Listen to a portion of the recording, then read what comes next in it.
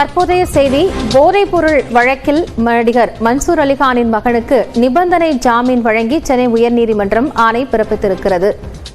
போதைப்பொருள் வழக்கில் சிறையில் உள்ள மன்சூர் அலிகானின் மகன் துக்ளக்கிற்கு ஜாமீன் தற்போது வழங்கப்பட்டிருக்கிறது.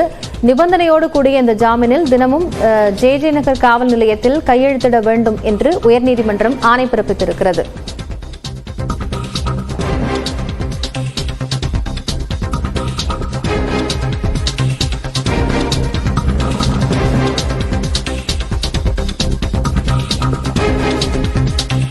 போதைப் பொருள் வழக்கில் கைதாகி சிறையில் இருக்கக்கூடிய நடிகர் மன்சூர் அலிகானின் மகன் அலிகான் துக்ளக்கிற்கு நிபந்தனை ஜாமீன் வழங்கி உயர்நீதிமன்றம் உத்தரவு பிறப்பித்திருக்கிறது.